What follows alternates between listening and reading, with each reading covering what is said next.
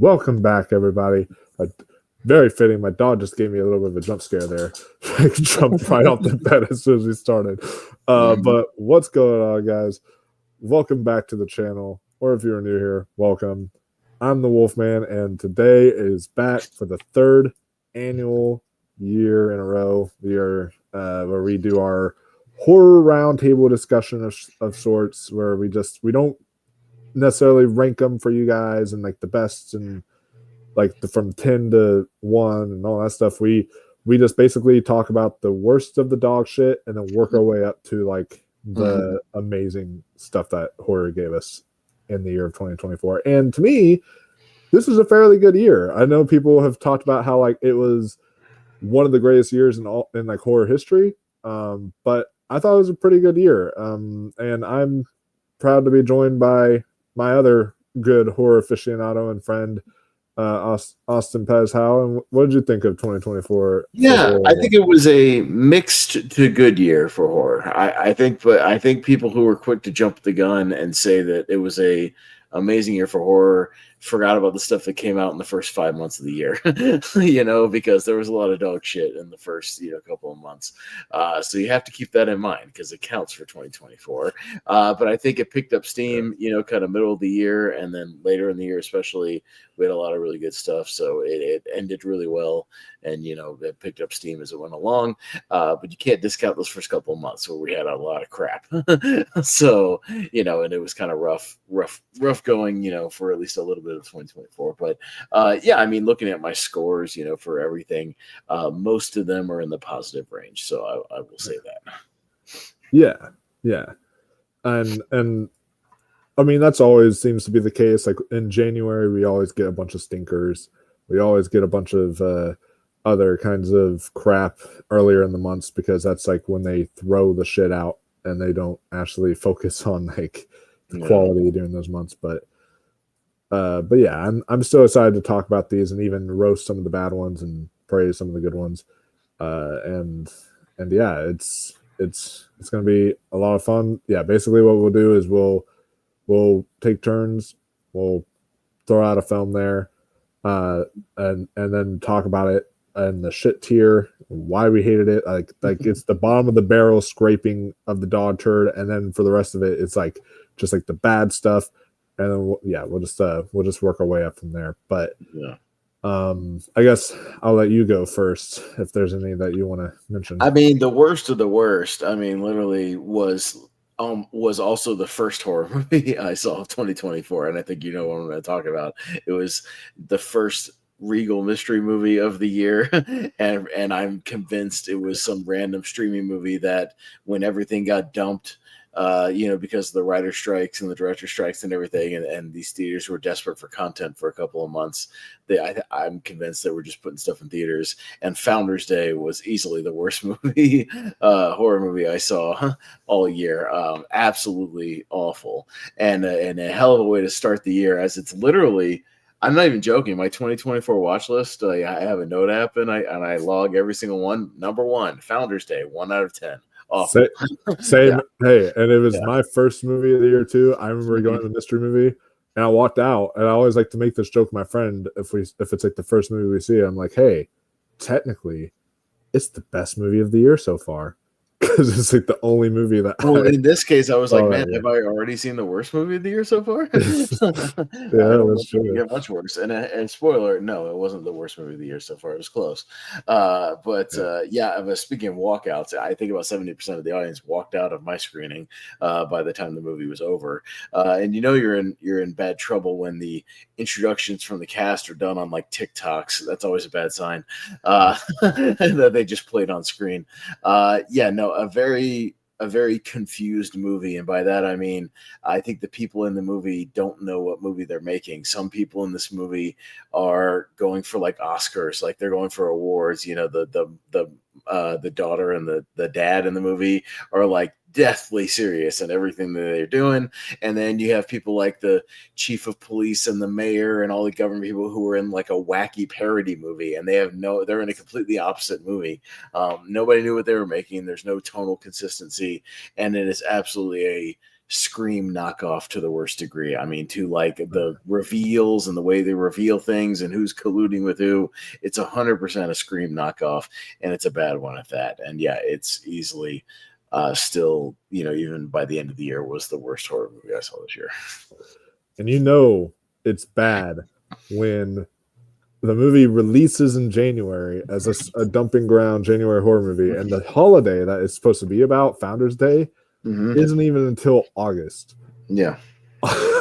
That's what the holiday is. And they just dump it out in January. Yeah. It was truly a terrible movie. Although I had a different experience than you did with this movie, because it was interesting. Because it was not good, and I definitely can acknowledge it's really bad. But like, for whatever reason, your audience might have gotten up and walked out. My audience was like a bunch of hyenas howling, laughing at like the ridiculousness that was on screen.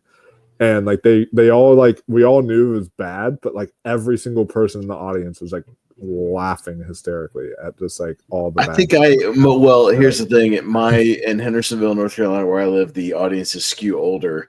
So unless you advertise it as a horror movie, and then in this case they didn't, it was just the first mystery movie, and then when it ends up being horror, you're already going to lose a bunch of your older audience who is not there for horror.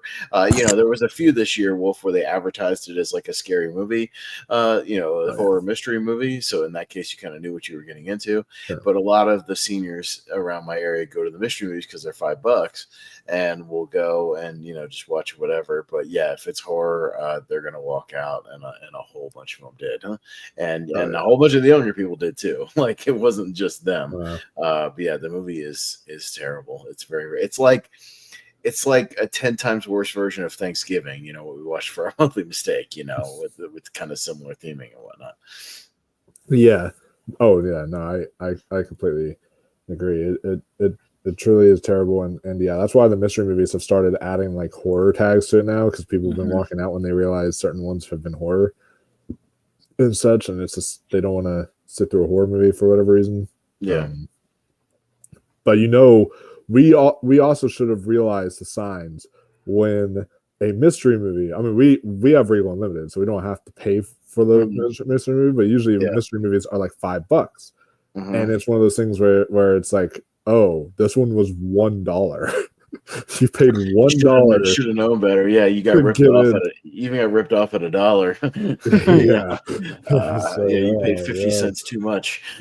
Exactly. Oh man, I was pretty convinced it was like some Tubi movie that got like thrown into theaters, because even when it actually came out the week or two later, whatever it was, Wolf, like they had it in my theater for a week, and it was just like those 7 and 10 night shows, and that was it. I mean, there was not even like a full release. It was just like this weird stuttered thing for like a week, and then it just dropped off the face of the earth. Jeez. Yeah, so mine, all right, so I only do this usually towards the beginning of the year when I'm like, I really want to fill in my list and make it look big and all that stuff. So I will find movies that are like absolute dog shit that I can find for free somewhere, and I'm like, oh, look at how short it is. I'll watch this real quick and it'll be just fine. And for me, the worst horror film I've seen this year is, I don't even know how you pronounce it, the Gakuya tapes. What it is it's something that was on YouTube for free, and I was like, oh, it's like 70 minutes long. Okay, I'll watch this. This is like pretty sure I can get this over with in 2024. What this movie is it's a found footage movie about these two girls who are like trying to document this haunted prison, right? And they're filming it from their phones, and because it's from two different cameras, they will repeat the exact same clip they literally just showed you 5 seconds ago. And you're like, I've already just seen this. It's like, oh yeah, but you didn't see it on the other girl's camera.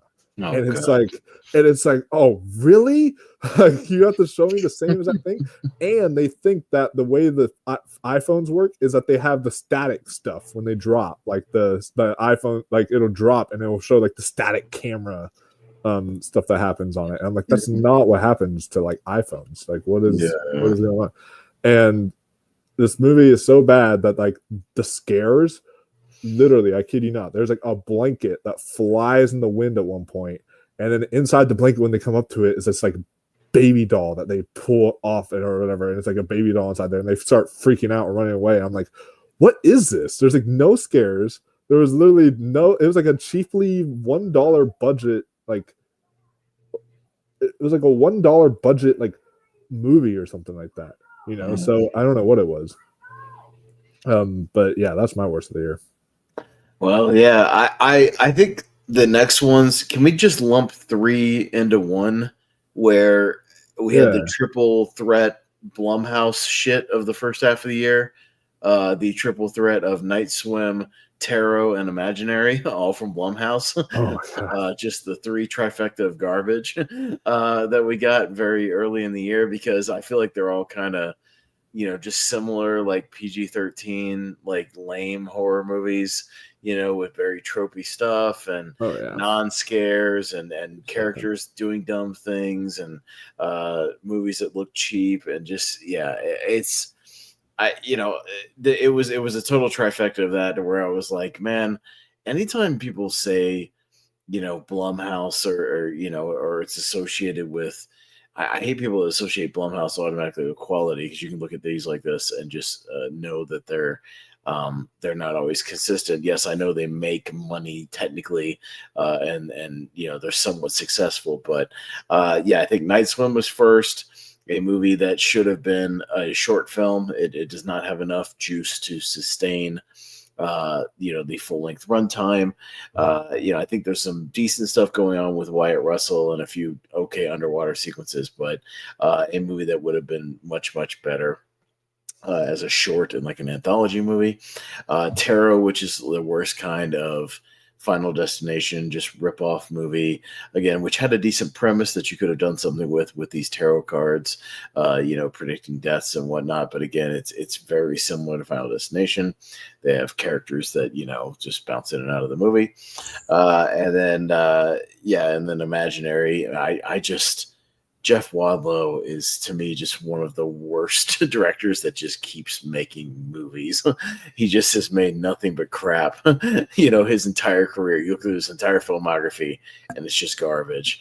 And he keeps getting money, Wolf, because I guess his movies cost like $10 million, and they'll scrape out $30-40 million. So technically, he made money. It also helps that if you're a nice person, because apparently I've heard he is like maybe the nicest director in Hollywood. Like I'm not saying anything about the guy personally. I'm just talking about his filmography, and his work sucks. Yeah. Like maybe he's the nicest guy ever, but like what's on the screen, I don't care. He's putting out garbage on the screen, and these movies stink, man. Like they're very tropey, just cheap jump scares. The crazy old lady trope of the lady who knows everything and won't reveal information until the right time, which is stupid. I hate. There's a subplot. There's a subplot with a teenager next door that goes nowhere in that movie, that they just drop altogether and don't come back to. And then you have a third act which gets bonkers at points, and is the only time you actually have a little fun in the movie. But it's like too little too late, and you're already checked out. So I submit the trifecta, the Blumhouse trifecta of Night Swim, Tarot, and Imaginary for the next kind of tier to represent all that mid garbage, in spring that we got. Yeah, no, that's a very good pick there, because we started off the year. We always start off every January. I've noticed this. Like the first movie that comes out in theaters is always a horror movie.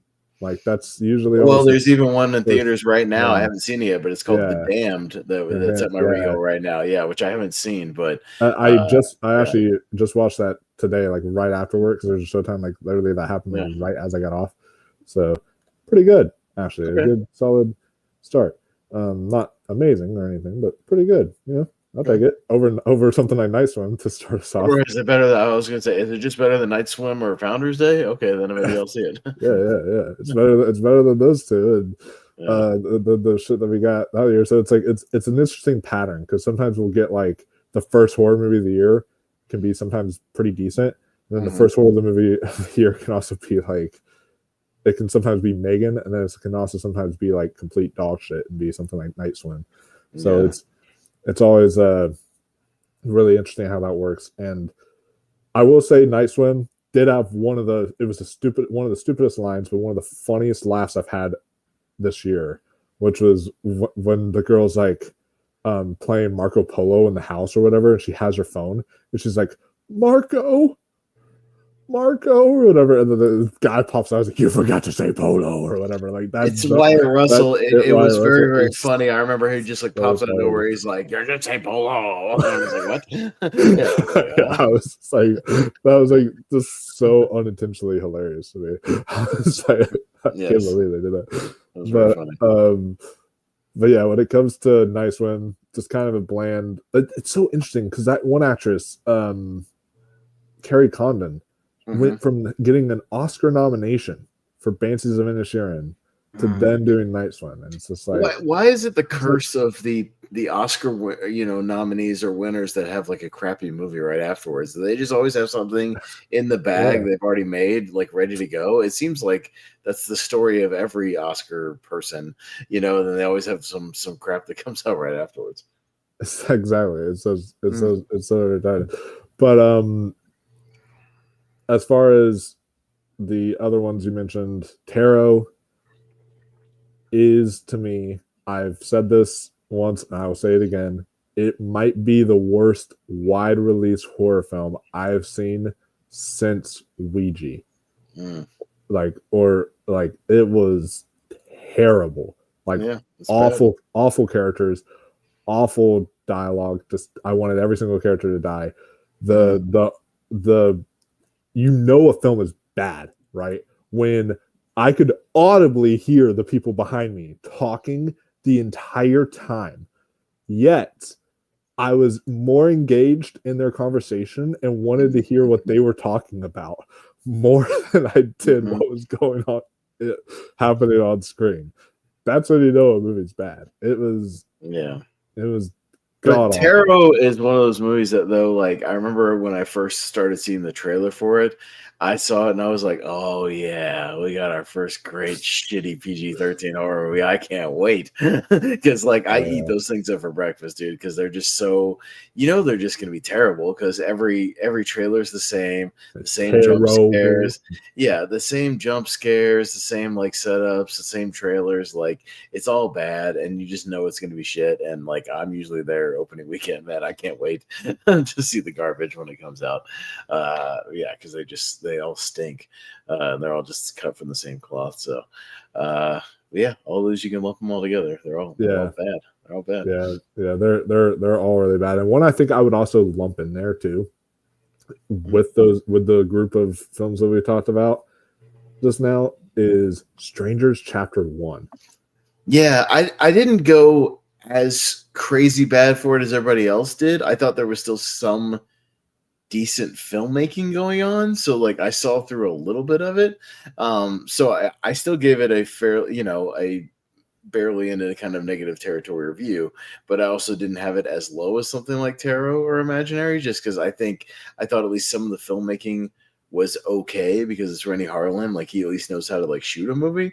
But yeah, it still had the same problems as some of the other Strangers does, with characters making really stupid decisions and you just getting frustrated with them. And the fact that there's only 2 people means there's like no body count in the movie. There's like nobody to kill. So it's boring because you're not getting any good kills in between.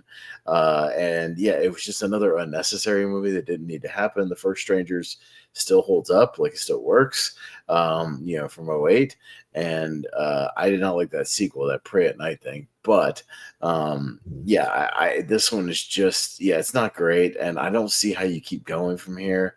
I know the second one's in the bag at some point. It was supposed to already be out. We should have been able to already talk about both of them because it was supposed to come out like in October or something. That experiment failed. They were going to do all 3. And now it's supposed to be like coming out, this October or something. And but yeah, like Renny Harlin, man, he used to be such a cool filmmaker, in the 90s and stuff. And I used to look forward to a lot of his stuff, but he's really fallen off.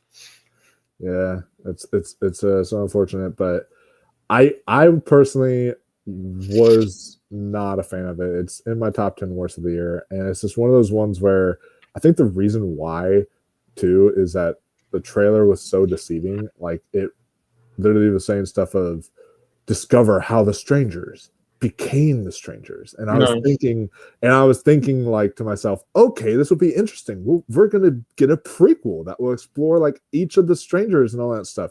Nope. Instead, they were like, let's just do a shot for shot retelling basically of the first film, but just less suspenseful and with modern technology in there and all that stuff. Like it was just pointless to me. So as I'm watching it, I'm like, I've seen this film already. I've already seen this. It was done better in 2008. Like why I'm like, why am I sitting through this again? Like I was it was just not scary, uninteresting. The characters were dumb, especially the husband or boyfriend or whoever he is.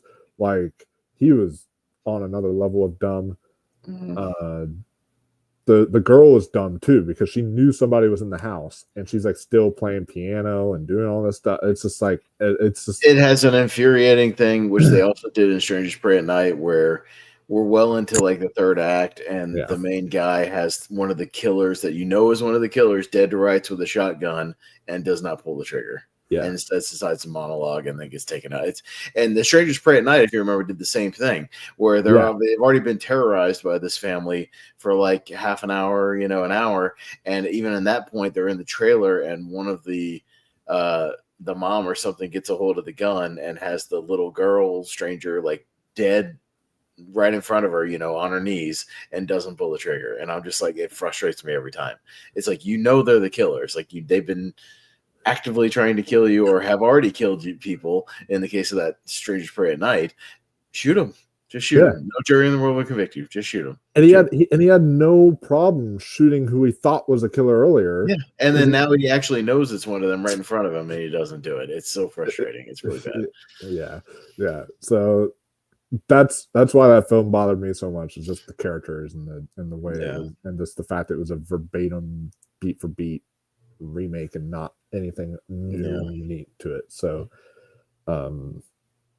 is there any other ones that you want to not really in the garbage category? I'll take a step up to the next category if you want to. There's one more I do want to throw into the garbage before you step up though. And the only other one I have in the garbage, because I have to mention this because this film was awful. So I watched it because I'm drinking the Kool-Aid. I'm falling into the trap of, something becomes public domain, so let's make a horror movie out of it. And my gullible self is like, how about I go watch that horror movie? Oh, did you watch Mousetrap? Yeah, I watched that the Mousetrap movie. I just didn't bother because it just felt like another straight to streaming Tubi bullshit movie that like I just don't even bother with, most of the time.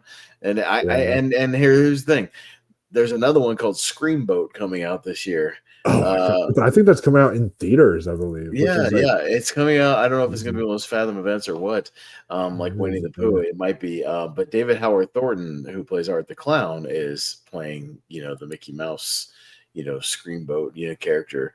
So I don't know if it'll be any better or not. I'm not sure.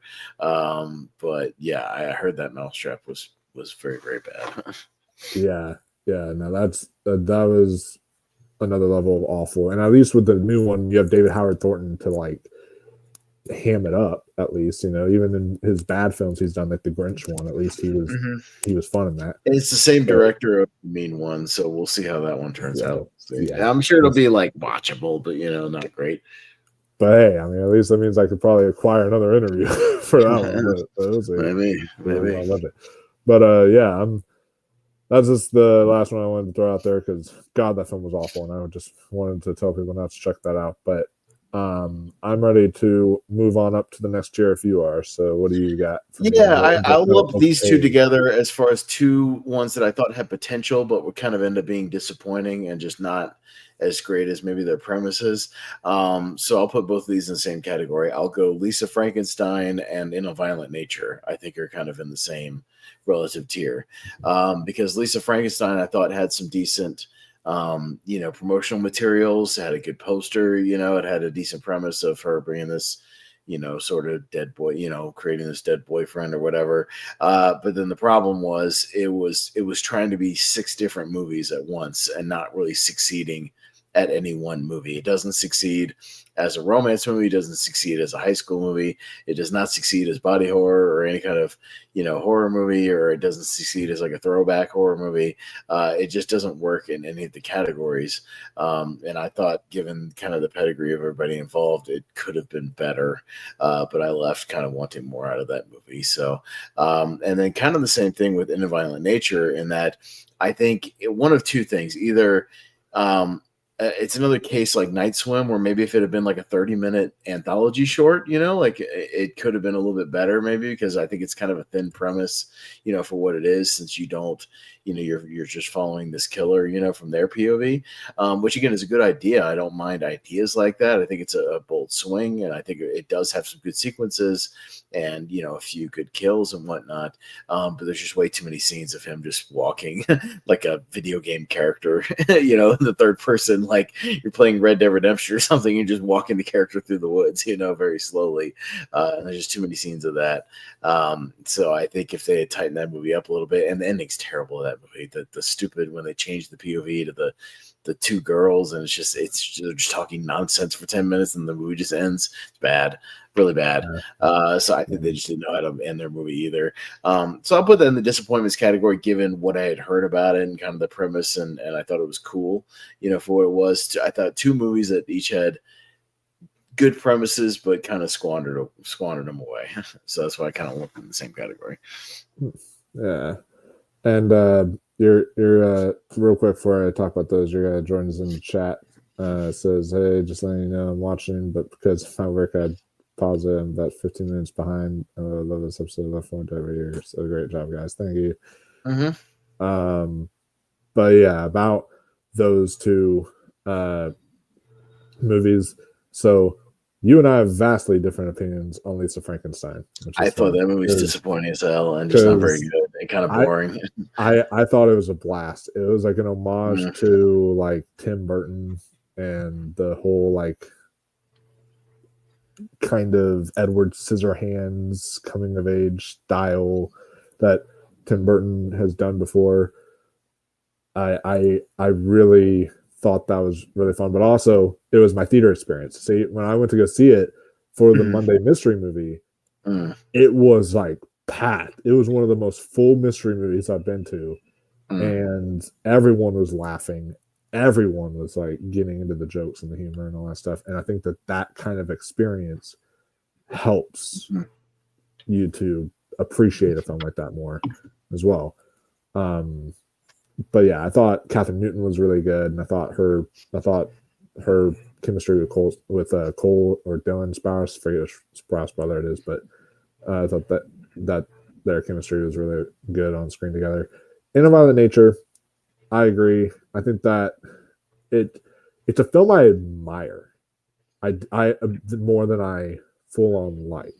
No, again, I appreciate the swing and the idea and the creativity. I certainly will never fault people for trying something new. I mean, we're about to get that Steven Soderbergh movie Presence, I think, in about a month, where it's this movie all from like the ghost perspective, the ghost POV, which I think is a cool idea. And Soderbergh's a good enough director where I think he can pull it off. So we'll see we'll see if it can sustain for an hour and a half. Can we sustain that premise? Without, losing steam. So, again, I can appreciate the swing, but it's because sometimes it's a swing and a miss a little bit. Yeah. Sometimes it can be. And of course, I had my Charlotte Cragen interview I did, which you guys can check out on the channel. She's really, really nice, really sweet person. But I feel like that's where all the hype went into, is her death scene. Her death scene was very vicious and very brutal, and that is kind of all where the hype was. People were like, oh, you gotta see that. But then the rest of the movie beyond the kills are good, but like beyond the kills, everything else is just kind of boring, but well shot, but pretty boring. And it's one that I felt like, I agree with you, I feel like it would have made good for like a short, like maybe like, I know I get VHS is found footage, but like a VHS segment, something like that, where you can do something short. Well, and we had something similar to that where in VHS 2 we had that zombie short where the guy on the bike with the GoPro turns into a zombie, and then he goes on an attack at like a campground off of a trail. But again, it's a cool premise, but again, it's only like 15 minutes. Perfect. It's you get the idea of it. It doesn't go on too long. They get the big attack, and then you get to kind of see it from a perspective, and it's cool. You do the same thing with like a Jason type killer, for like 20-30 minutes, and I think it works. As part of like an anthology, just as a full thing. There's just way too much just him walking. It just is, and it's just too much of just the same old. Where I remember I was in the theater and like, I'm watching, I'm just waiting for the next kill, and I was like dozing off during some of those walking scenes, and like in the back of my head, I'm like, nope, he's still walking. Okay, now somebody's about to come. All right, cool. So, it's very tricky how you have to balance that out a little bit. Yeah, no, I completely agree. I think I'm tempted to see if you can categorize this as horror, because I know it's like sort of it's I would still feels in the vein there, but I feel like one that's mediocre, where I thought was just kind of okay, that I really was hoping for more, like for better of, especially with the first of this like new rebooted series that they're doing of it, was actually quite good. I was hoping this one was going to be too, and that is Ghostbusters Frozen Empire. See, I didn't know if we were going to talk about that one or not, because it kind of Ghostbusters is always kind of borderline horror. It was fine. It's fine. I mean, it was enjoyable when watching it. It felt a little long. There was again a few too many subplots going on, just way too many characters. My God, there's like 1,000 characters in that movie. I mean, you got Patton Oswalt, you got Kumail Nanjiani, you got the new cast mixed with the old cast still bumming around.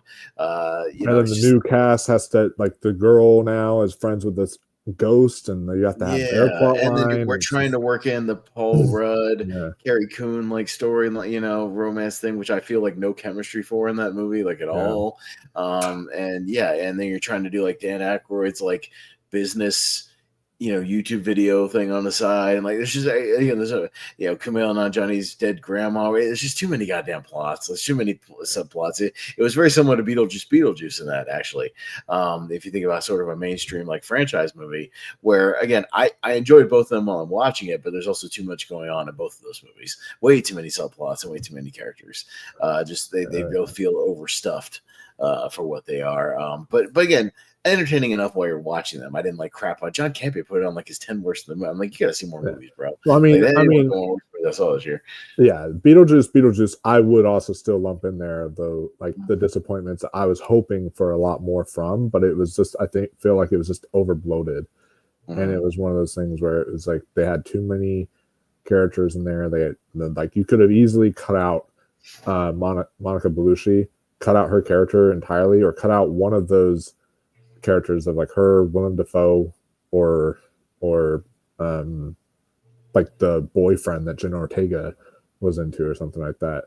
You cut out one of those three characters, and then the movie flows better, because Monica Bellucci had barely anything to do the whole movie. She like is there at the beginning, then she's pointless. Then she shows up again at the end randomly. She's pointless. And then Willem Dafoe, he doesn't even go into like the second half. He's like, oh, I must chase after Beetlejuice, and it's like, okay, so he's the guy after Beetlejuice. And then the boyfriend guy, we get introduced to him. We think, okay, he's going to be like a major villain or whatever. Then he just gets like dumped by like Beetlejuice in the and it's just done with, and it's over. Done with. And I'm like, then what was the point in giving me that entire plot? Well, you could have combined some of those plots. I thought you could have mashed them together. Like, I think you could have taken away that kid and maybe had Jenna Ortega directly interacting with Beetlejuice, maybe, you know, to do something or to make a deal, or have him trying to trick her into doing, you know, something. And there's just ways you could have mashed a few of those together and like cut out some of the extraneous characters and just tighten up the movie a little bit, just tighten it up a little bit, you know, with that. And because I still, again, I had fun with it overall. You know, so again, I'll watch it again, even just for Michael Keaton and the set design and stuff like that. I thought was good. But yeah, again, slightly disappointing. But I'm not the biggest Beetlejuice fan in the first place, and the movie's good, but it's never been like one of my favorites, so I didn't have super high expectation for it. But again, the crowd I was with on the opening night seemed to really enjoy it. So, you know, and that's why I made a lot of money. I think it was a crowd pleaser, though. Sure. Yeah. Yeah. No, I completely agree with you. I think that, I mean, that made a lot more money than Ghostbusters Frozen Empire did. That's for damn sure. And another one, I don't know if you can lump this in there, but I feel like I wanted to kind of lump them in there with all the big blockbusters. It's more action, but like Godzilla x Kong and the Empire is like more of like, yeah. But I mean, technically Godzilla will always be a monster, you know, monster movie kind of thing. I think, you know, you can make arguments whether or not those movies are horror or not. You know, I don't know. I didn't really count it on my list, but you know, those movies are okay. But you know, come on, man, they ain't got shit on Godzilla -1. Oh, no. Like not at all.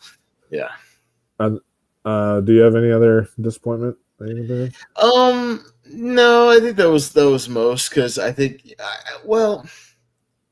I still liked it, but I would consider Oddity a bit of a disappointment. I just didn't. Oh, okay. Well, only because I saw it after it had kind of had its limited run in theaters, and people were hyping it up as like, oh, it's the scariest movie of the year. Oh, it's so good, you know. But and I thought the premise was cool with like this lady who has all these haunted objects and using it to get revenge. But then I see the movie and like, it's not really what I thought it was going to be. Like, it was just kind of more like just this psychological thriller than anything else. And she doesn't really, it's not like she's attacking a bunch of people with these things, you know, it's just kind of like letting things happen. And I thought it had a good sense of atmosphere. It had a good sense of, you know, dread. The performances were good. You know, it's well made, and I'd be interested to see what the filmmakers make in the future. But I think given the premise, and maybe it's because it was such a low budget, I thought you could have done so much with this premise. It was almost like, did you ever see Annabelle Comes Home? Oh my god, yeah, I did. I remember that. But you know how like it's like all the things in the room like kind of start wreaking havoc on the girls and stuff, you know, like in the house. Like I thought you could have done something similar to that, where she's using all these things to like curse people and like mess with people and you know all that, but you really can't, because again, it's a very small movie with like 3 main characters. That's really it. So there's like not really many places you can go. I would have been interested in a kind of a bigger scale version of that movie where she's like actually using it to like mess with people's lives and attack people. Like that'd be really cool. Well, and see, you had at one point towards the end there, you had the big like wooden thing that she created, like stand up there and start like chasing after the guy, and I was sitting there being like, oh shit, it's about to go down. And I thought like, he was gonna like squeeze the face, he's gonna go and like be all bloody and disgusting, but no, it just transitions and the guy is still. And I was like, really? That part was disappointing me. I was like, okay. I was really hoping for like that thing to start wreaking havoc on him or whatever, but they didn't go that route. I thought it was creepy, but I agree. People gotta stop overhyping stuff. Like they were really overhyping it. And I got to it later on Prime, and just it didn't. Like again, it was solid. I wouldn't say it's bad or anything. I just kind of put it in like a slight disappointment category, just because how much it was kind of hyped up for me. So yeah, just a little disappointing, but still not bad. Yeah, not bad. Yeah, no, I get that. The one that I want to throw into the disappointing category is one that I love the first 2 of these, but for me, the third one fell off drastically, and that was Maxine. Yeah, I wouldn't say it like fell off drastically, because I still like the first 2 acts like to a degree, and I still like the time period. I still think there's good performances going on. I think Kevin Bacon was great. He stole that movie and he was awesome. Kevin Bacon's having so much fun. He was kind of like, Hugh Grant and Heretic, you can tell he's just having a good time with it. So yeah, he just goes to wonky places in the third act. So I definitely agree with that. Where I'm in the category where I definitely think it's the weakest of the trilogy for me personally. And Pearl is still my jam overall. It goes kind of Pearl X and then Maxine. But still not like a bad movie. Again, there's enough there where it's okay. And I still thought it was decent. I wouldn't put it anywhere near some of these other movies, we mentioned so far. I think it's a step above even just filmmaking wise and performance wise. But yeah, it's still slightly disappointing, given what came before it. Sure.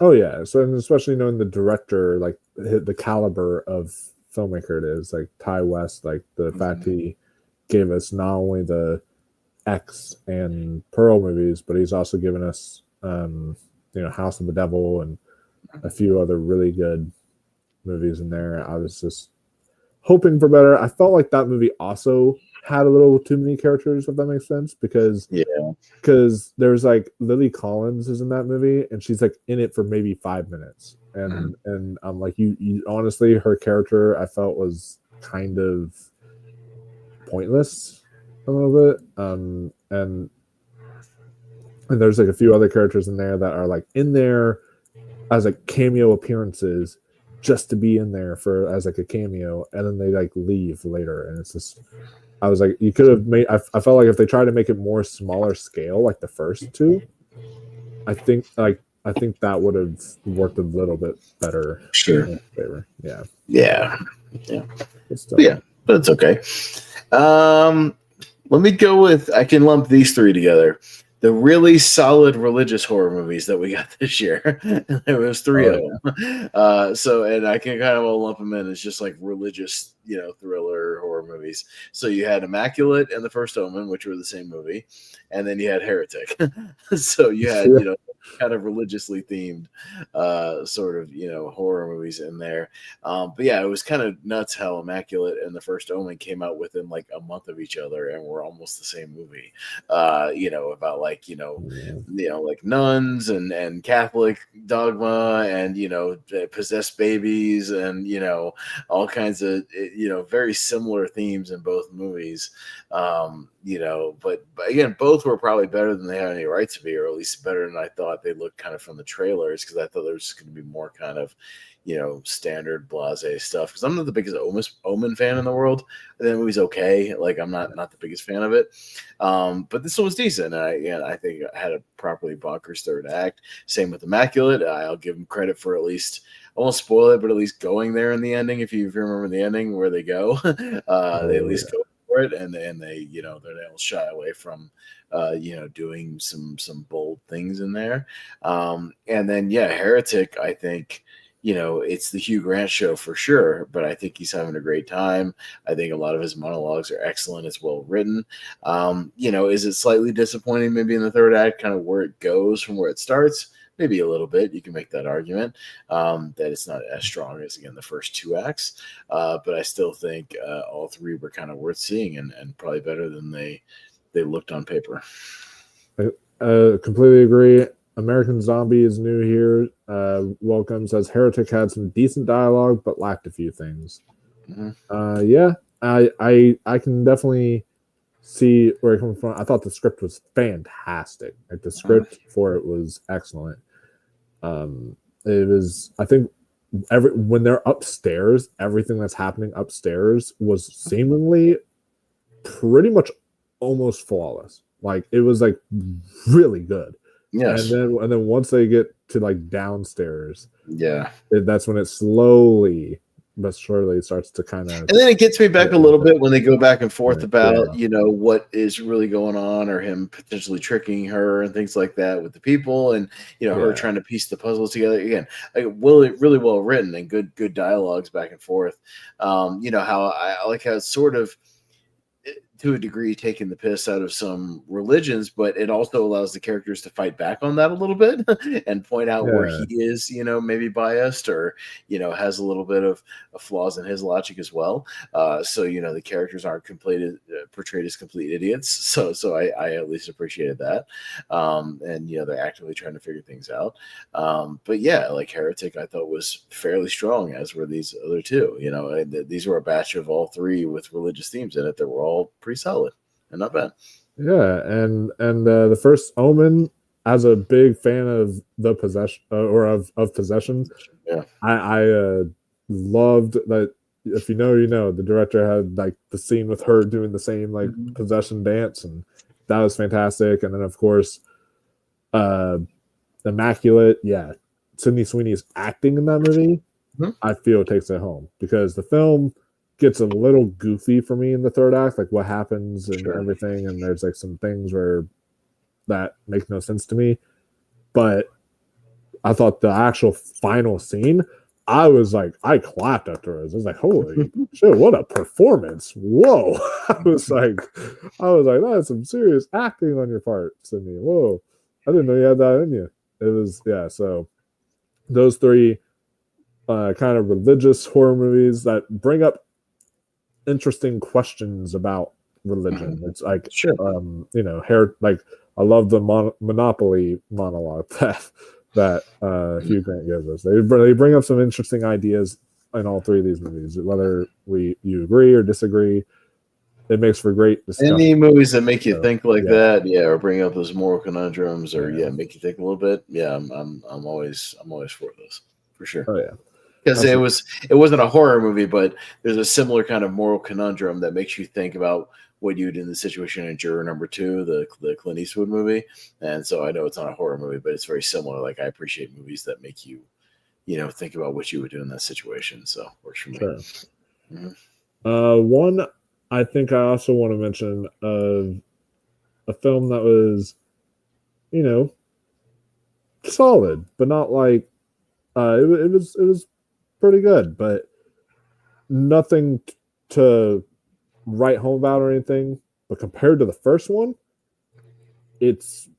that's a drastic change, and that is one that we reviewed together, Winnie the Pooh, Blood and Honey 2.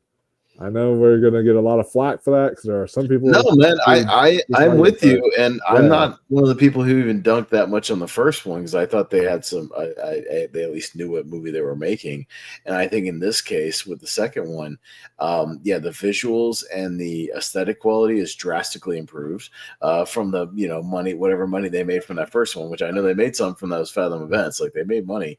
So they put it towards the budget. Well, actually, we can call two of these. Let's throw another movie in there that I think is better than Winnie the Pooh, Blood and Honey 2, but the sort of organic success movies, we'll call them, okay? And maybe you'll know where I'm going with that. The organic successful sequels. But yeah, Winnie the Pooh, Blood and Honey 2, I think is still a step up. I think they have a slightly better acting. They've got better, costume design, obviously, for all the creatures. And yeah, they just go bigger with the kills and whatnot. Yeah, I mean, the whole last 30 minutes of this movie is just one insane, just gore fest, at the rave parties and stuff. But I thought it was a lot of fun, and I got into the spirit of things and really got into it. I don't mind the kind of crazy lore that they're setting up, with all these universes, and the fact that they're eventually going to cross them over in some big like Avengers type thing. We got the Peter Pan one coming out this month. The Peter Pan one's coming. The Bambi one is coming this month or this year, I think, at some point. Yeah. I think they're doing like a Pinocchio one or something. So, I mean, they're all going to come together in this sort of fairy tale universe, whatever they're going to call it. I'm with it. Why not? It's having fun. Yeah. No, I agree. I think that it definitely, I thought, was more self-aware. The first one tried to take itself very seriously and was trying to be a darker, like grim kind of horror movie. This one has, like, right before Pooh gets quote unquote killed. We know they're not actually ever killed, but they're like right beforehand, he has his whole one-liner of "oh bother," like all that stuff. It's like cheesy, or like you'll have Tigger saying all these different puns and whatnot. Wow, he's like he's like, hey, let's bounce or something like that. And he's like killing all the dudes. So it's like it's more self-aware at this being goofy and ridiculous this time than it and not trying to take itself seriously. And that's the kind of stuff I want to see in this universe. I don't want to see like a serious horror movie wrapped in a Winnie the Pooh kind of show, you know. Yeah, and I think the one that was more successful and is also an organic success and has increased their budgets and increased their production design. I mean, Terrifier 3 is it's again really these movies have gotten better. They've started introducing more lore. We've got our main character that we're really trying to set up. This backstory and this mythology with her and her her dad and this comic book sort of thing, and then this sword and this vaguely kind of supernatural stuff, and we're learning more about Art the Clown and maybe a little bit of his backstory and whatnot. But again, I think these movies have gotten more and more solid and improved. And I do think that, Damien Leone kind of heard some of the criticisms from Terrifier 2. I mean, we talked about him on here. Again, overall, I like Terrifier 2. I think it's solid, but I think you heard the criticisms about it being a little too long, a little too slow paced. And then just for this one, kind of tightened it up a little bit. This one's a little closer to 2 hours. I think it moves by a little bit faster, but still has a lot of fun in all the kills. I love just watching David Howard Thornton perform Art the Clown. I think he's having so much fun with the actual character. My girlfriend is like obsessed with Art the Clown now. Like, I didn't think she was gonna like these movies when I first saw it. I was like, they're pretty bad, like they're pretty bloody and stuff. And I showed her the first one, and then like we watched all of them. And then she came and watched Terrifier 3 with me, and she loves Art the Clown now. Like, she's a big fan of the character. I got her a t-shirt even for Christmas. So, I have one also. But yeah, I think this character is just so much fun to watch. And yeah, the way they've just expanded, with the human characters as well, and tried to really bring some good mythos into it. I think these movies are just damn solid for what they are, and what he can do with like $1 million is pretty incredible. Oh yeah. And even the next one, like, yeah, these are all pretty much funded by the fans for the most part, and then getting this natural distribution, and they're making money. I mean, how much did Terrifier 3 make? Like $50-60 million on like $1 million budget. I mean, it's incredible. Like what it actually it was number one the weekend it came out with like $18 million. That's insane. That's unprecedented. Oh yeah. Like, okay, so that's the thing that I because I run my awards roundtable show. We were talking about it on one time, that dumb category at the Golden Globes that's like that they just recently added, which is that cinematic and box office achievement category. And it's like, okay, what does that even describe? Like, okay, you have Inside Out 2 in there, but then you have Gladiator 2, which like bombed. So like, what is even the priorities here?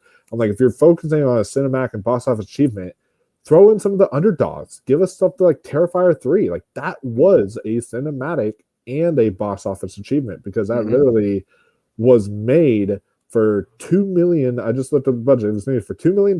It was basically a little over $1 million, and then just some marketing, and most of the marketing was like targeted horror marketing, like on social media and YouTube and stuff, like targeted towards the hardcore horror fans, because they know who their audience is, and they don't give a shit if you don't like these movies. You don't like these movies, fuck you.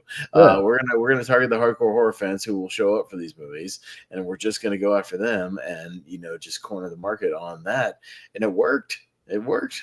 It worked in spades, and I cannot wait to see what he does with Terrifier 4. I almost said Terrifier Thornton, because I was like, but Terrifier Thor. Terrifier Thor.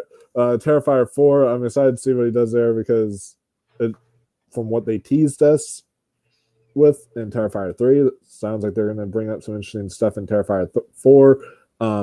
It's going to be very interesting. But yeah, I feel like that's the underdog story of the year. I feel is well, and Terrifier 2 was even an underdog story when that came out, because it came out, that one was only on a $500,000 budget, and initially had that that 3-night release or something, just like a 3-night thing that week, and then a lot of theaters picked it up for like nightly showings for the next like 2-3 weeks, because it was doing good business. The theaters were filling up, and this was the same thing. It was number one the weekend it opened, which was nuts, and it It beat Joker Folie à Deux in its second week, which is insane.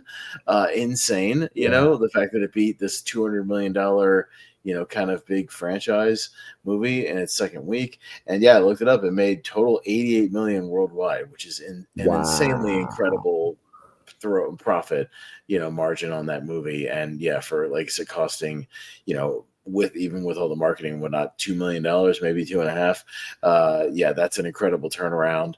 But the smart thing is Damien Leone still won't break the bank on like the next one. He's going to make the next one. Again, maybe he'll increase it a little bit, maybe another million. You know what I mean? He'll just like stretch it just a little bit more, and he'll still keep it, in check, and he will make it look even better. And yeah, he'll spend just a tad more, but he's not going to spend like $20 million. It's just going to, he might spend $3-4 million on this one. Make it worth everybody's while, especially if he's going to do like they tease this kind of hell stuff. That they're teasing. It's going to be a little more effects heavy. But I think at this point that franchise is pretty well established, and that character even this year broke through in the mainstream. Man, I had a Terrifier Art the Clown door cover for Halloween on my door that I got at Spirit Halloween, which is insane. I mean, if you went to Spirit this year, and Spencer's and Spirit both were heavy on Art the Clown stuff this year, so he has broken through into the mainstream now and become kind of a staple. So I think this character is well on his way to being a horror icon for sure. Oh, absolutely. I've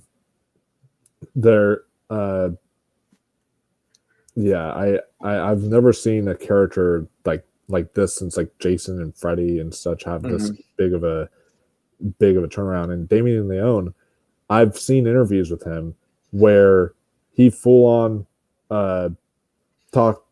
has discussed that major studios approached him after the success of Terrifier 2. They were like, well, think that they want a movie that made $1 million in profit, like on a nothing shoestring budget, and you think they want to capitalize on the success of that? Yeah, no shit, right? Yeah, and he said they reached out to him and all this stuff, and he denied them all because he was like, they released it independently. It was not rated when it went to theaters, and still made $88 million worldwide, unrated. Like, why would he at this point? Why would you? Again, if it ain't broke, don't fix it, Wolf. And nothing, it ain't broke right now. I mean, there's a good chance that this fourth one, as if they keep the momentum going and he gets this thing out within about 2 years, just like he did with this one, man, I almost want to predict it could break up $100 million. It could. Yeah. I mean, it could. There's a possibility. I'm not guaranteeing it, but it came damn close this time. Pretty damn close. And also controversy sells. And this one was very like, when people were walking out of theaters, like I was talking to people about it, and they're like, "Oh, I did not expect them to take it to that level. Like, oh my gosh, I can't believe they went to these places and all that stuff." And like that kind of talk makes people be like, "Oh, but it gets people talking." Sounds like okay, that sounds interesting. What is that? Apparently, the Wild Robot. I heard a history story. I don't know if this is a success for the Wild Robot or if this is like a fail for the Wild Robot. But apparently, a bunch of kids ordered tickets to the Wild Robot to sneak into Terrifier 3. Yeah, I heard that's a very old school like 90s thing that they were doing. Yeah, buying tickets for like the kids movie and going to watch art. Yeah, it was I would not be surprised. I'll put it that way. I wouldn't be surprised. No, definitely not. Do you have like any other kind of good films you want to mention? Yeah, I mean, there's good stuff. I would say I got a couple that were like pleasant surprises, maybe, for maybe not expecting a lot. You got stuff like Abigail, I thought was a pleasant surprise, given the fact that, the marketing kind of gave away the gimmick. But even then, I think the movie still succeeded in being really fun. I would argue maybe 15 minutes too long, goes on a little too long, in the final climax. But that's really kind of a minor criticism. I thought there was good performances, getting a great cast. So yeah, I liked Abigail. Stuff like Late Night with the Devil we didn't talk about was really great, and I'm glad to see that movie was fairly successful and kind of hung around in the theaters for a little while and got a little word of mouth. David Dastmalchian is a new horror king, which I appreciate. He's just popping up in horror movies left and right and embraces the genre, so I like that. But yeah, I love like 70s talk shows, Mike Douglas and Dick Cavett and all these like old schools like chill talk shows. I'll go on YouTube and watch them. And yeah, I think they nailed the aesthetic of this one. The guy who plays the James Randi, proxy, basically is great. And yeah, it gets properly bonkers later. So, I appreciate it. Get another low budget one that looks great. And Sting, I know, kind of got a somewhat of a mild release because it was a Regal mystery movie, which is how I saw it. And it didn't even come out of my Regal. That was weird. And then it just kind of staggered out later. But I thought Sting, I appreciate a good, animal attack horror movie. I love those things. And this was like kind of your giant spider movie, but I thought way more entertaining than it probably looked from the trailers and whatnot. There was a lot more practical effects than I thought would be, and some good goo. I'm always advocating for more slime and goo in horror movies, and this one had plenty of it, and some real ones at that. So, just a couple of, like, I would say, sort of pleasant surprises, and some good solid stuff there. Nice. Yeah. No, I agree about some of those, especially like Abigail. I feel like those directors work better when they do original stuff, like Ready or Not, Abigail, stuff like that. I feel like they do better. Radio Silence guys, the Radio Silence guys. I feel like I haven't loved their stuff. Scream stuff just overall. I'm not as over the moon about it as other people are. But yeah, like Ready or Not is great, and yeah, I think when they make their properties, they're pretty damn solid. Oh yeah. And then technically speaking, you can say Late Night with the Devil is a found footage movie. Because technically speaking, it does start by saying, we found all this footage, in this, in this tape collection or whatever. So yeah, this is what happened. So yeah, kind of. Yeah, it's like such a unique premise and idea for the movie, and it worked even better on a rewatch when I watched it on my TV, because it was like he was speaking to you from the TV network and everything. It worked even better there. All those are really good. Another kind of the few other pleasant surprises I want to talk about. This is a huge pleasant surprise. I know you don't watch a lot of Tubi movies, but if there's one I am going to recommend to you, I was shocked too. I was seeing all my friends like Drum Dums, which is Lee McCoy on Killer Flicks, and all these other Killer Flicks people in that community talk about this movie, and I was like, whoa, hold up a second. You're saying a Tubi movie is good. I was like, I don't know about this. And it was called Low Lives. And it's a Tubi original. But because of all the reviews I was hearing about it, I was like, all right, maybe I'll go check it out. And it was actually pretty good. It's about this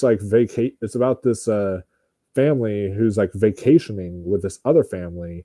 And then it turns out the other family is almost like a Texas Chainsaw Massacre type family. And they're like a family that you don't want to be vacationing with, so right.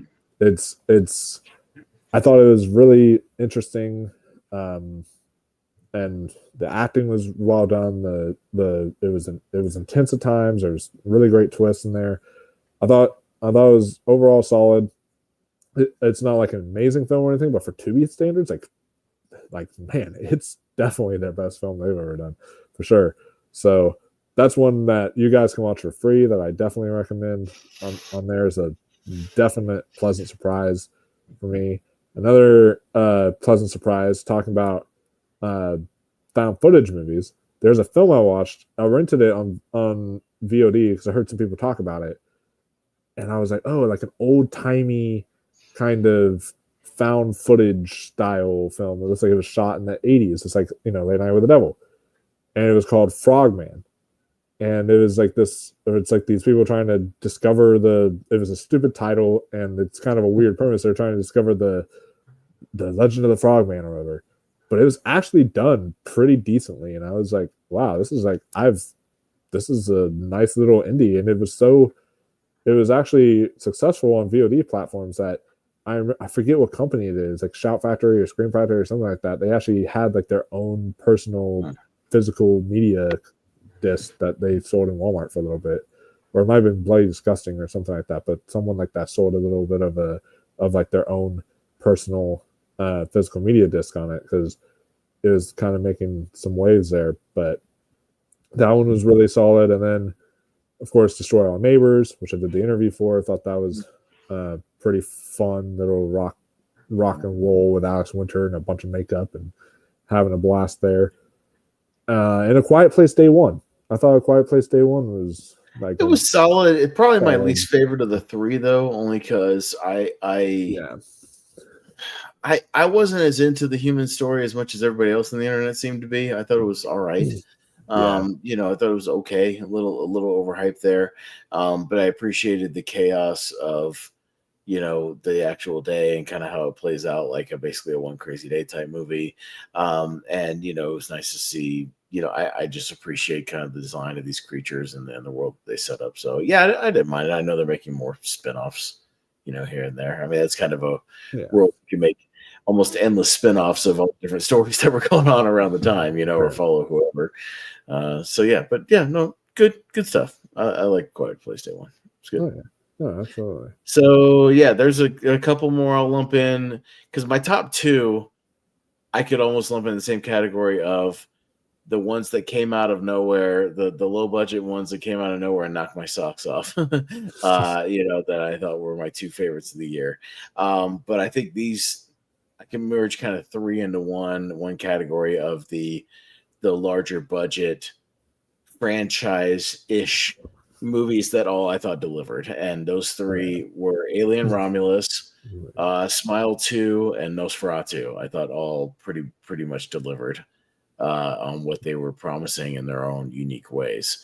And I think you kind of all lump those in, like those were all really strong, I thought. The case of Alien Romulus, I thought it was a great throwback to kind of the old school love of aliens and getting back to kind of basics with this franchise where it's gone off the rails with like Alien Covenant and whatnot and just all this Prometheus shit, and to where they nodded Prometheus in this movie and tried to tie it together a little bit, which is fine, you know, because it does exist. You can't ignore that it exists.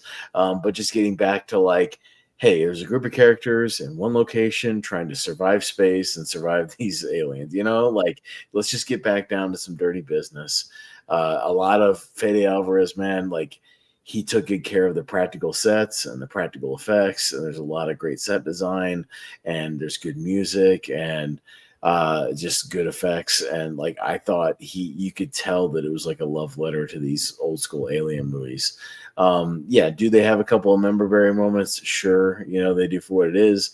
But Wolf, I can forgive that if I'm having a great time. You know, like I can forget that if I'm into the movie, and I think the movie is really well made and really well done. I saw it twice in theaters. I loved it. And I still love it. So yeah, do you like Alien Romulus? I know it's kind of mixed here and there, got kind of a little bit of a backlash, but I liked it a lot. Oh yeah, I've seen it twice now, and I really liked it a lot. I thought that it had that kind of energy of like the first movie. I felt like it had that slow burn kind of atmospheric energy that just that you could tell there was something going on at all times, and it was like really creepy. And I thought the performances were really solid. Kaylee Spaney, she's having a year with Civil War and and so she's really starting to kick her career off into big spades. I thought Fede Alvarez did good. Yeah, and I'm really pleased with what they're doing with both franchises now, with like Prey that just came out too for like Predator stuff, and now with like this and hopefully when they do like a Prey sequel and like the new Predator Badlands is coming this year, and it's the same director as Dan Trachtenberg, and I think it's taking place in like I want to say like the 1800s or something. I heard a western or something. Yeah, kind of like a western. Yeah, Predator. You know, set in kind of a Badlands, middle of nowhere type situation. Maybe like a Death Valley type thing or something. We don't know a whole lot yet, but I know it's the same director, so I'm down. You know what I mean? I just hope that they release that in theaters because of what they. No, it's supposed to be back on the Fox like affiliated thing and back in theaters this year. So, cool. I think they saw the response that Prey got and how people were like, why didn't you put Prey in theaters? That was so stupid. You know, it's a Predator movie. But I guess now that it's back to being called Predator with Predator Badlands, that they'll put it. I guess they were afraid Prey people wouldn't know what it was. But like, I don't think audiences are as dumb as you think they are. Studios, like you put the Predator in the damn trailer, we're gonna know what it is, so it's fine. Especially on the poster, like just standing. Yeah, that's what I mean. Like, so, but yeah, I thought Romulus was just solid, man. Love the color schemes to it. And yeah, just getting back to basics and getting to be more of like a crazy, just what the fuck kind of horror movie. Some good body horror at the end. So I appreciated all that stuff. And I thought it was a franchise one that really delivered, and I enjoyed it a lot. Oh yeah. No, I completely agree. That I thought the effects were good. The only thing is I didn't quite like as much the Mimba berries as you did. Like there's a few in there. The only one that like really bothered me was the like get away from her. Yeah, that was odd. That was not necessary. That was total like weird. This takes place before Aliens. Like, why are we doing that? But yeah, I didn't mind some of the callbacks they made to like them finding the Nostromo, from the first movie, and like picking up the pieces of the alien, what they can find, and investigating that there was a follow up, investigation as there would be, and just connecting a few dots. Them still having sort of this Prometheus goo and playing around with it, and it kind of plays into the plot a little bit. So I didn't mind some of that. Like they're trying to kind of tie a few things together, which is fine. I mean, you do what you can, but yeah, I think they've already kind of greenlit another movie with Fede, so I think he's going to make another one, and make another kind of spin-off movie. I think this was like the test to see if the franchise was still viable after Covenant, and I think it is because they're also doing that TV show on FX, right? Alien Earth, yeah. So and we'll see what that is. I know it's supposed to be sort of a prequel issue, about the company or whatever, but yeah, we'll see how that goes. But I think I think the franchise got a nice shot in the arm with this movie that it needed, for a while, because I think it's kind of been treading water for a bit. Yeah. The other one that you mentioned was Nosferatu. I'm a big Robert Eggers guy. As you know, I love like The Witch and The Lighthouse and The Northman and all this stuff so far. And so I knew going into this is going to be right up my alley. I was super excited for it, and this has been a passion project of his for ages, and you can tell like on screen, like he is a devoted fan of the original Nosferatu.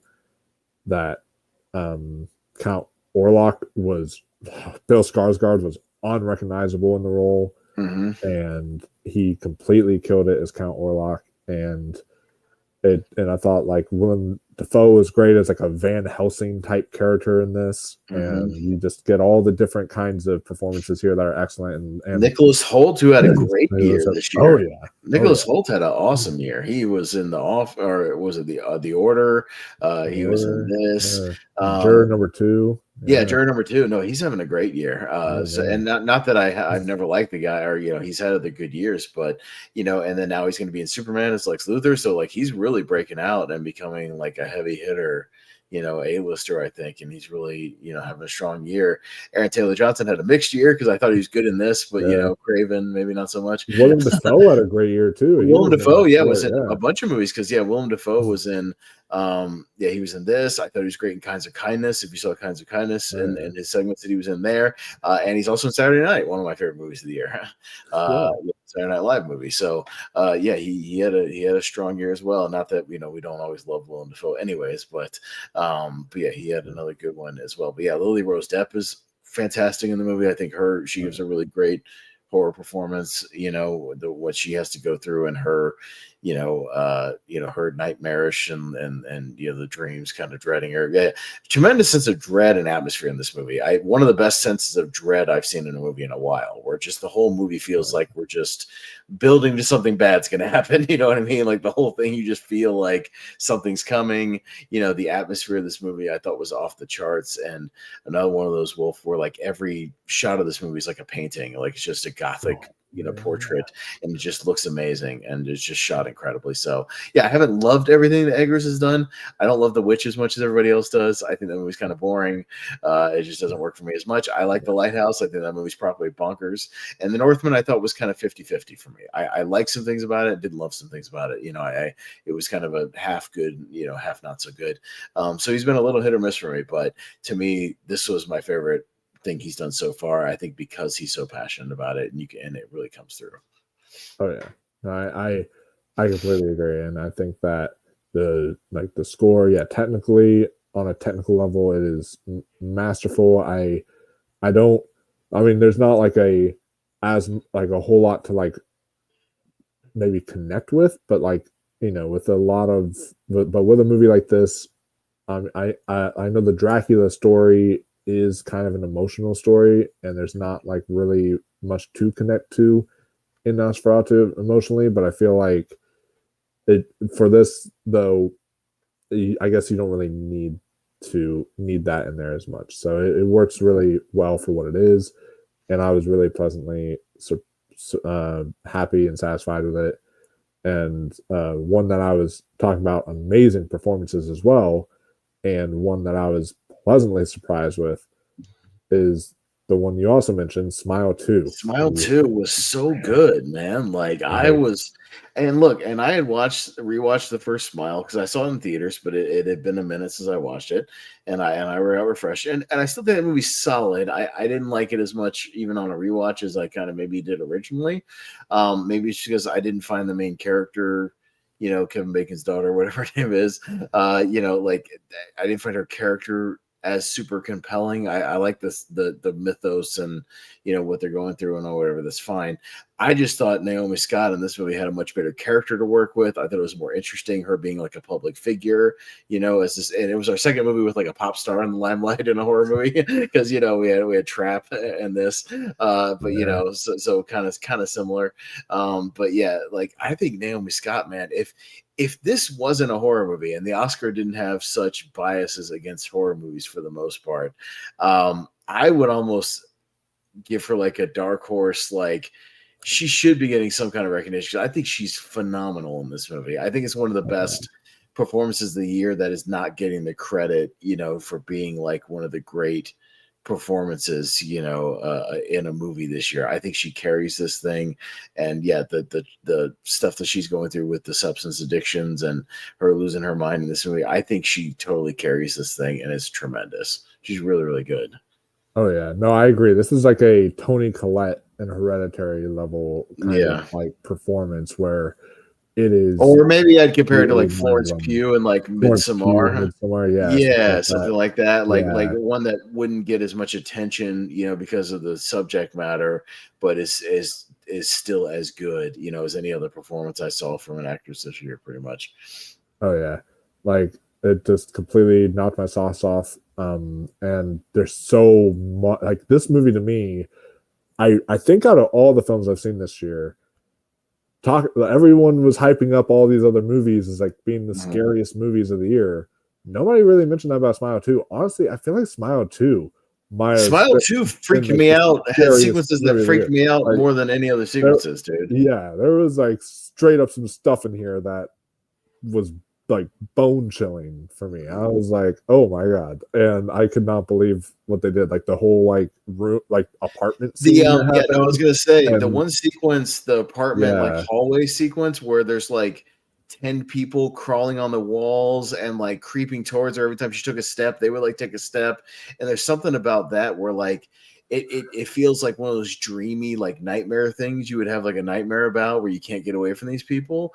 And that scene freaked the hell out of me. That freaked me out, and they're all smiling and doing their thing. There was sequences in this movie. I thought the direction was just a step up from the original movie. The whole opening sequence I thought was awesome. One of the best openings of the year with the Kyle Gallner wrap up from the first movie. The way part of that sequence is shot like a one take, following him through the house and then out of the house and through the street, and again, I just thought the filmmaking was a step up, and I know it's the same filmmaker as Parker Finn, but I just thought Parker And he just, stepped his game up with this one. And I think took what he learned from the first movie and really just elevated it with this one in almost every way. And I like the way it played with your head about like what's real and what's not real. Some good little twists and turns. Again, are some of them kind of over the top and maybe, logistically not as sure. But again, it's a horror movie though. So like, and it's a supernatural thing about a being that, is, messing with you and your perception of reality. So like I just rolled with it while I'm watching it, because again, if I'm enjoying a movie, I can roll with whatever you got to throw at me. So yeah, I just thought it was a step up in almost every way. And I thought it was great. And still probably one of my favorite movies of the year. Yeah. To me, the scene that terrified me the most, just because I've only dealt with this once in my life, but I dealt with sleep paralysis once in my life where I couldn't get up and I like saw something up on like my ceiling that was trying to get at me. And so the scene where she's like laying there on the bed or and like the things are like up at the ceiling, like crying at her and everything. Yeah. It's like her crying and she's just like hanging there. I was like, oh my gosh, this is bringing back like some memories. Oh no. Right.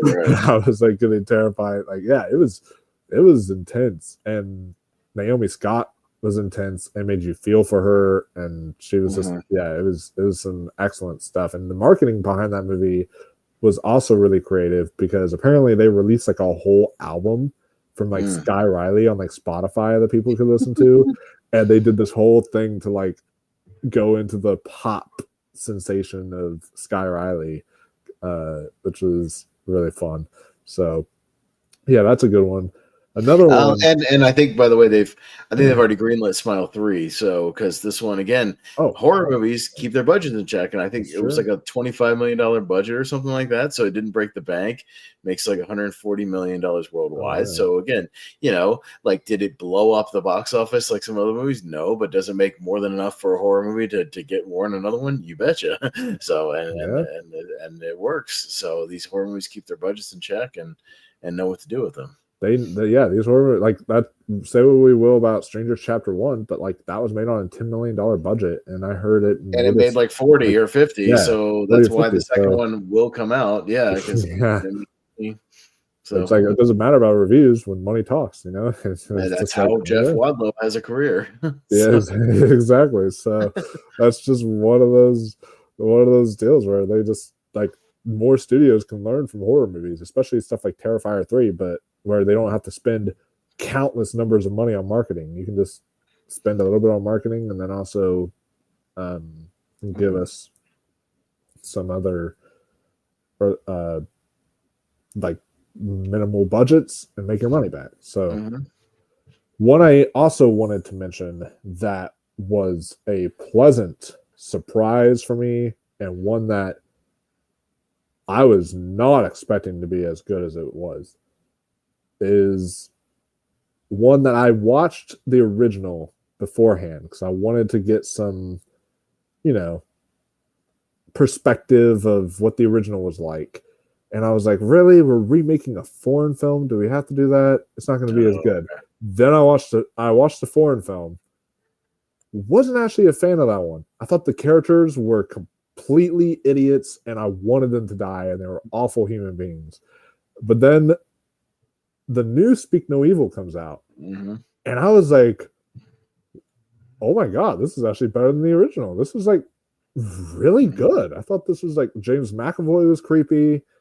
I thought the parents in here, sure, they still made stupid decisions. There was still like, the dad turning around for the teddy bear or whatever, and the whole thing there that happened. Free and clear on the road, and they turn around to go back for the doll or whatever. Yeah, like there's still stuff like that happens. But in the original film, the dad was such a wuss that he wouldn't have even gone in there to save the kid. At least this dad like shows that like he's got some oomph in him by like going in there to try to save the kid, pull him out of the water, all that stuff, and swim in there. I'm like, okay, you actually can do stuff. Yeah, you're still a putz, but you can actually at least do stuff. Like the other dad didn't even do that. And that's so I was actually like immensely entertained by Speak No Evil. And thought it was quite good. What did you think of that one? Yeah, no, I ended up liking it. I hadn't seen the original one, and I still haven't seen the original one. So I didn't even going into it know it was a remake until after the fact. Till I started kind of researching the movie. I just know I'm a McAvoy fan. I love that guy, and I think that he's intensely talented. You know, I've casted him a few times when we've done those recast episodes, Wolfman, over on the Movie Hero Network. So you know, I use him because I think he's super talented. That's another guy who I think should have been nominated for something like Split. I think he's incredible in that movie, and he's really giving an amazing, layered performance. So all you gotta tell me is McAvoy's doing a horror movie. I'm in. That's all I need. I don't even need to see a trailer. But I saw the trailer a lot because they marketed the shit out of this movie. But yeah, I mean, again, all the performances are really good. Yeah, I thought Mackenzie Davis was pretty great. And yeah, it just again had that sense of kind of impending dread about some of the revelations and what is actually going on. I really liked, and I called a few of them at the beginning, not like maybe to the degree that they were, but I remember looking at my girl and being like, that's not his kid.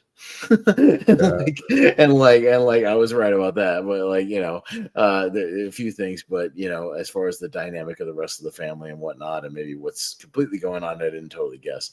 But at least some basic stuff of it. But yeah, I mean, it's anchored by him for sure. But I don't mind a movie being anchored by a performance when it's as good as what he's doing. So yeah, he's excellent. Yeah, another example of a performance that carries the movie for sure. Like he's really excellent there. Is there any? No, not really. Because my last two we're gonna talk about are kind of my two, kind of best of the year, I guess, and you kind of know probably where I'm going as far as maybe the two we're gonna talk about. I'll let you have those two because I know one of the other ones you're gonna talk about, and then there's one I want to champion for that I'll put into my two that we haven't talked about yet. Okay, I mean, because. Yeah, my two favorites of the year, are again two that I didn't know much about either one going, and I hadn't even seen a trailer for either going into the movie. I only saw some base, casting and mild premises that I didn't even know till a couple weeks before they came out. Strange Darling and The Substance, I think, are two of the best of the year. And in the case of The Substance, may or may not be my favorite movie of the year, period. But yeah, Strange Darling, another one that I didn't know much about. I had heard, people say, don't look at too much of it, don't look into too much, just kind of go in pretty blind. So I did. Another one where that's another one where the performance, and I gotta pull her up, Strange Darling, another one of the great female performances of the year with Willa Fitzgerald in that movie is so good in that movie. And much like I think we talk about Mia Goth's Pearl, like credit, acting over the credits of Pearl. I would almost argue the performance of Willa Fitzgerald, and I won't spoil like what is happening in the scene, but I would just say like her performance and sort of the final sequence of the movie, and if you've seen the movie, what I'm talking about, is maybe right up there. She's so good, and some of the best, again, horror acting I've seen. Some great twists and turns. I really loved the way they did things kind of out of sequence. It made things really intriguing, and I liked where they were going. And again, I kind of called maybe what was going on like fairly early. I had my suspicions that were then reaffirmed, but that's okay. Again, if I'm having fun with the revelations and the way they're doing it. Another great Kyle Gardner, performance. I think he's really kind of breaking out, because he was only in the opening of Smile 2. He's in the first Smile, and he's good in that movie. But yeah, he's really good here in Strange Darling. And again, a really simple movie about like a kind of serial killer type thing. The guy I hate, Giovanni Ribisi, I don't like him in front of the camera, but hey, he shot this movie as a DP, the damn cinematographer, which was the weirdest credit when I found out that he's like, of all people, he's the cinematographer. He's been doing that now because also Horizon. He shot Horizon. It's weird, but you know what? Hey, if you want to stay behind the camera and shoot movies, I'll be with you, and I'm all for you. Just stay behind the camera. But yeah, I mean, full credit, for shooting a really good looking movie, and JT Mulliner, direction. So I just, again, one of those movies that came out of nowhere and just knocked my socks off, and I thought was absolutely tremendous in execution. So Strange Darling, probably maybe my second favorite horror movie of the year. Yeah, I was completely blown away by it too. It's easily my biggest surprise of the year when it comes to this, because I had no expectations. Like you, I didn't watch a trailer. I didn't even know anything about it, other than people who saw it early said, like, don't read anything about it, go in blind. And I just saw good buzz and people saying, like, don't, if it comes to your theater, don't miss it. Like, go see it, in the theater while you can. Yeah. Yeah. And that's all happened to me. And it was the same way, like, with what happened with like Barbarian, right? I never saw a trailer for Barbarian or any of that. I just went into Barbarian blind because of everybody saying what they're saying about it, and I was blown away by that because I knew nothing going in. Same way with Strange Darling, knew nothing going in. Utterly knocked my socks off. I knew Willa Fitzgerald from like the Scream TV series, and I'm like, you have gone way far now, because she went from that to being this amazing actress who just completely stole the show. And yeah, I don't want to spoil anything here because it's a movie that if you don't know anything, it like improves drastically just your experience about for this movie. And much of it works because it's non-linear. If this was in like a linear fashion, I feel like the movie would just lose its footing and just not work really, because you would be able to see every plot beat, all that stuff happening. There wouldn't be any surprises or anything. So I thought it was exceptionally well done. And yeah, I want to see like JT Mulner like do like a Texas Chainsaw Massacre movie now, because of like the opening scroll where you saw like it was inspired off of Texas Chainsaw Massacre, and then like it had some like shots that looked a little bit like it was like shot on film and grainy, like a Texas Chainsaw Massacre stuff. But yeah, the cinematography was gorgeous here. So really, really good. Speaking of gorgeous cinematography, one that we've not mentioned yet that I want to talk about, and I did watch. What you're talking about, yeah. I did talk about I did see the first like official teaser that came out for it in front of Night Swim, and I remember the teaser dropped, and I was like, "What is this?" I was like, "Osgood Perkins is doing this film?" Like, whoa! I've never even like.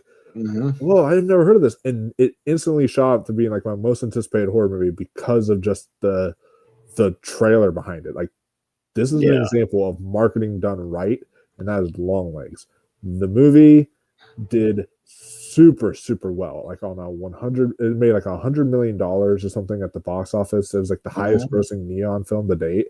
And that is because of the marketing. Like, I had to text my friend and tell him, like, dude, I didn't know it was going to be this packed. I don't know if you can get like a seat here, man. Like, it's crazy. When I saw it, the theater was pretty full. Yeah, when we saw it, and we saw it on like a random like Sunday afternoon or something like that. You know what I mean? And the only thing I knew about it is I knew Nick Cage was in it, and but you tell me Nick Cage in a horror movie, and I'm going to be there. I mean, he had another one called Arcadian, which wasn't as good, just because he wasn't in it that much, and it's fine. Arcadian's fine, but Longlegs much more fun.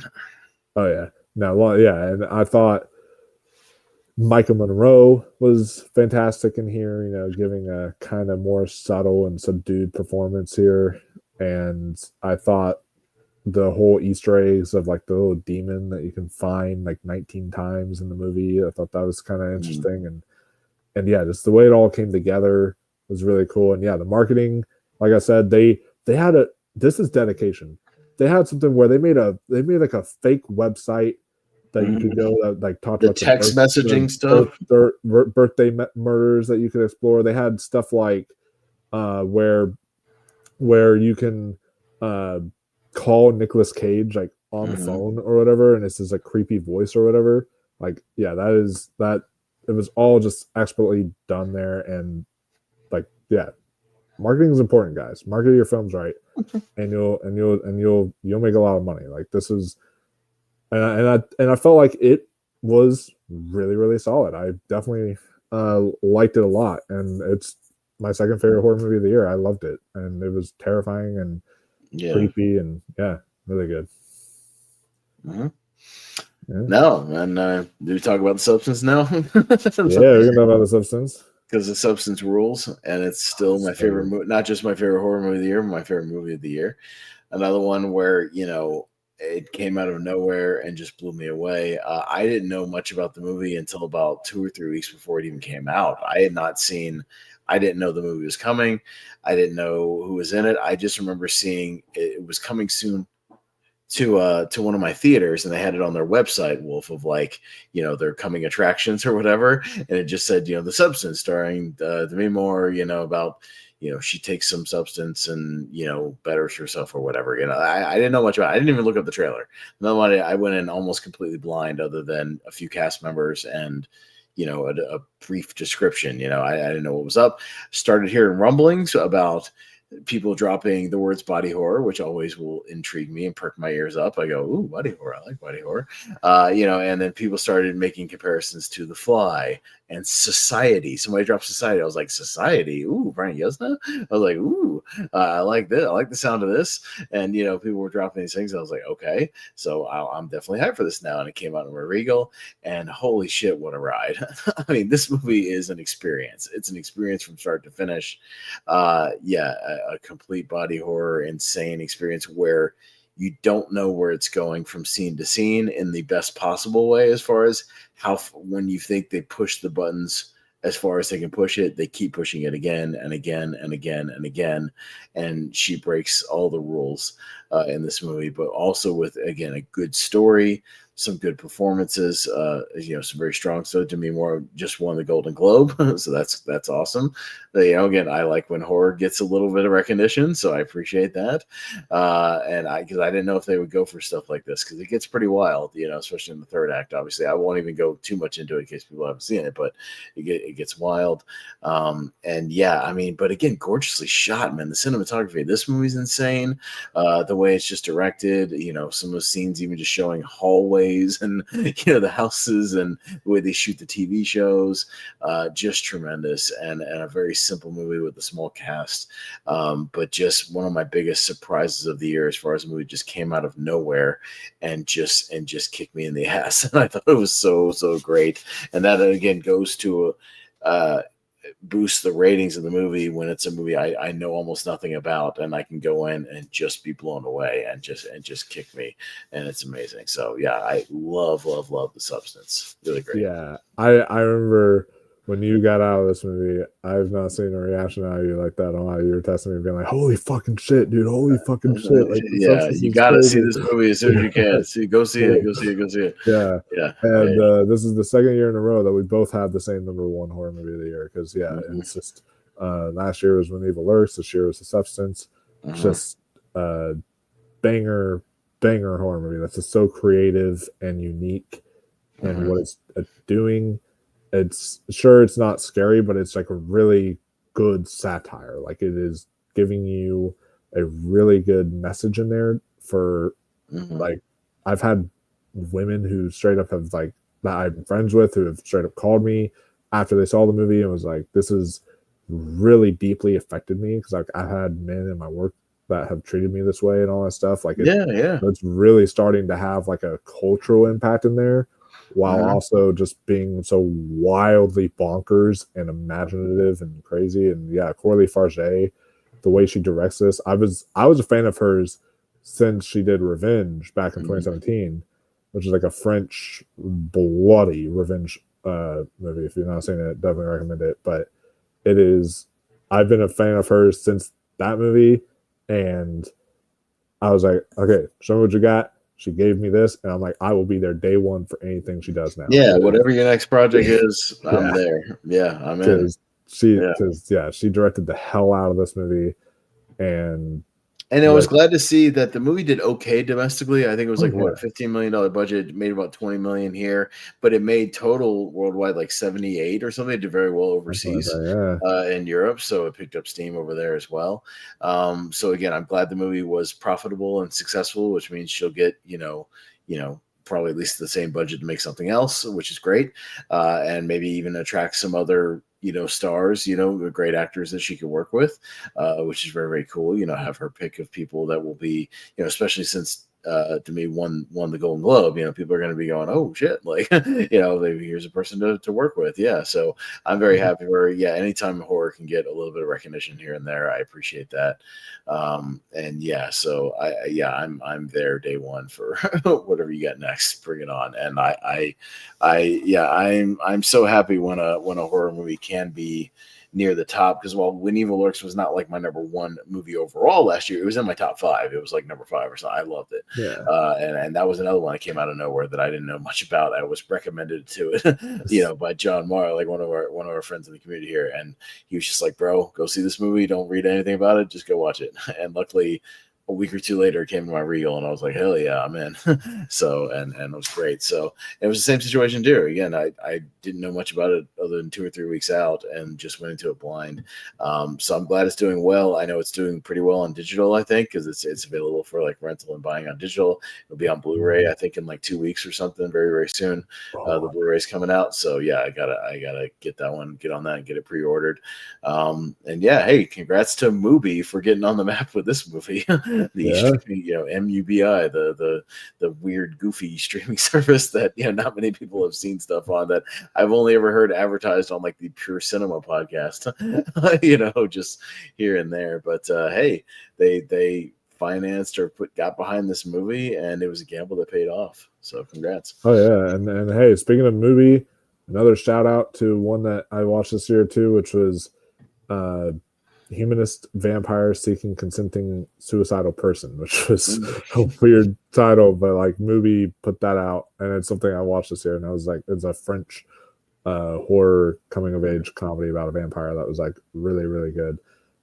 So yeah, they have some really good stuff on there, but I think this is the film that's going to put them on the map for sure. Yeah. As far as their content goes, and Dennis Quaid, do more stuff like this. Don't do like Reagan. And it's funny like because he was a replacement for Ray Liotta, who they were going to do the movie, and then Ray Liotta passed away, and they had to kind of shuffle some things around, and he was available. But I think he's properly scummy in the movie. He's a proper, just scummy, nasty producer. And oh my God, the scene where he's eating like the crawfish or whatever, Jesus Christ, just disgusting, just gross, but in the best way. You know what I mean? Where you're just like, oh, it's just a perfect representation of just how disgusting these guys are. But again, very topical. I mean, look at the Harvey Weinstein stuff. It's very, very topical, and it works. So yeah, I know he's great, and do more stuff like this, Dennis Quaid. You can. I know you got it in you.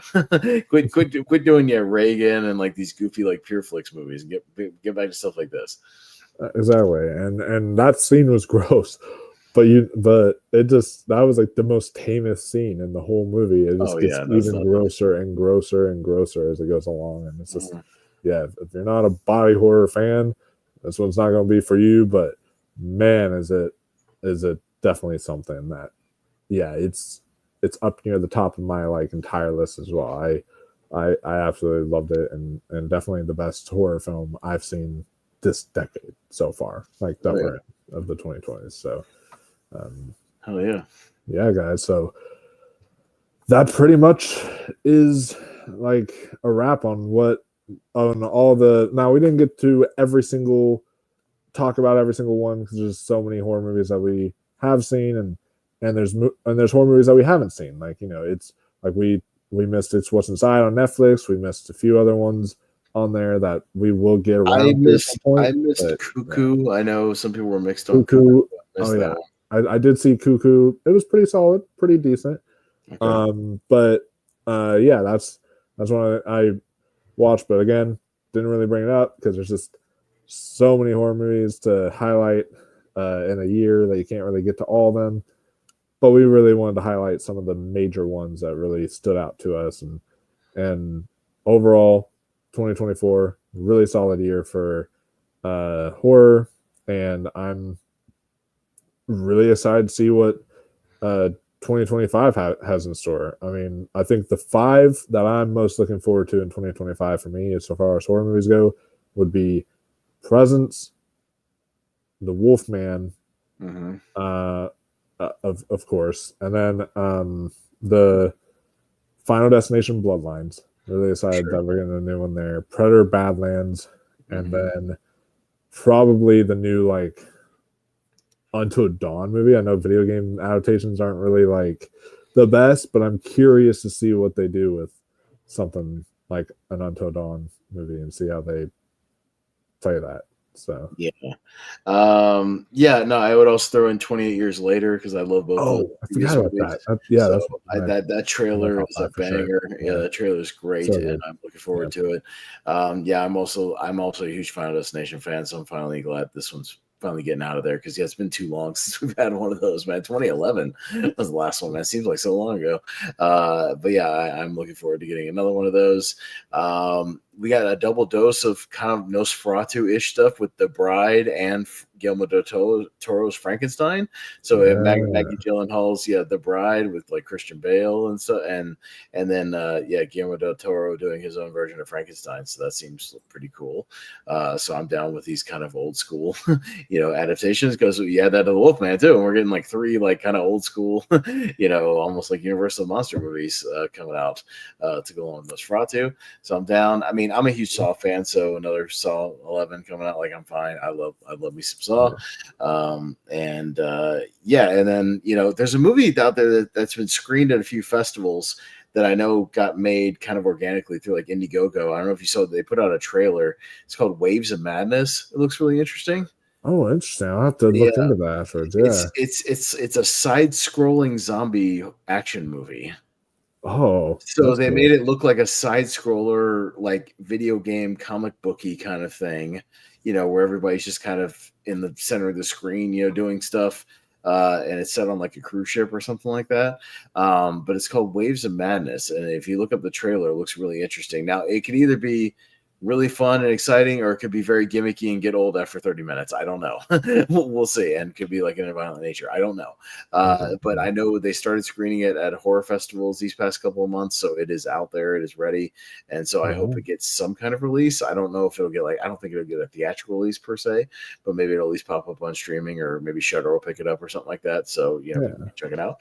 There's a few other like goofy ones where I was just like, I was just Googling like 2025 horror movies. There's a movie called Dust Bunny. It sounds interesting coming out. And it's about a little girl that might have a monster on her bed, but it stars Mads Mikkelsen, Sigourney Weaver, and David Dastmalchian. I heard of that. Yeah, it's very interesting. And Sigourney Weaver's in another horror movie as well. Like she's actually got a couple of horrors in the bag so far this year. She's also in The Gorge. It's going to be a movie, kind of like an action horror movie with Miles Anya Taylor-Joy. So I again, there's some interesting stuff that is not getting a whole lot of attention right now, maybe because I haven't started the marketing, process yet. But if you look up some of the stuff that's coming, I think there could be some hidden gems. Maybe they come out and blow us away this year. So we'll see what happens. But yeah, it could be another good year. We'll see. Yeah, we'll see. I think I'm looking forward to what 2025 has in store, because we have a lot of really like Sinners is another trailer that looks interesting. The Sinners trailer is great. Ryan Coogler doing some horror with Michael B. Jordan. I'm down. Yeah. So like there's definitely some interesting kind of horror outings that we're getting in 2025, and hope it's strong. I mean, we may even have it be a stronger year than this year, because I mean, like I said, The Damned is pretty good, and from what I'm hearing and first reactions, Wolfman's pretty good. So we'll see how it all plays out. But man, where can the people find you? Over on the Movie Hero Network, you can just search Movie Hero Network. We have a YouTube channel. We also have a Facebook group you can join, where we all plug all of our different stuff that's going on. We'll be doing a bunch of 2024 wrap up stuff here and literally incoming in the next couple of weeks. We're doing 3 different podcasts. We're bringing back Podcast League now.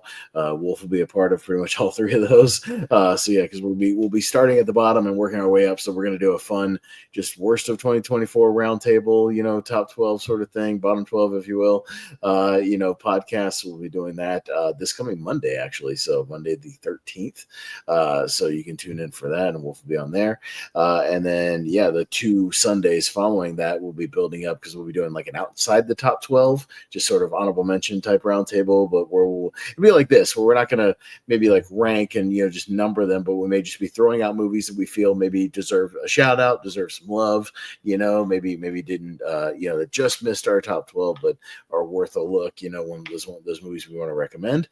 So we should be kind of throwing stuff out there.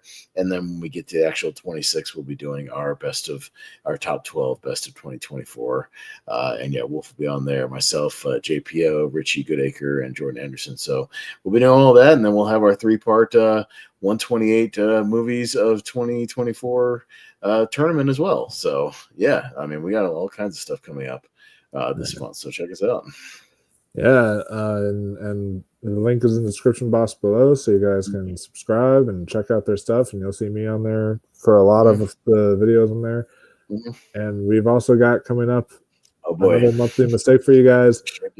In honor of the Wolfman, we decided to do American Werewolf in Paris the same weekend as Wolfman's release. So I've never seen it. I rewatched American Werewolf in London very recently because I showed it to my girl. She'd never seen it, and she really liked it.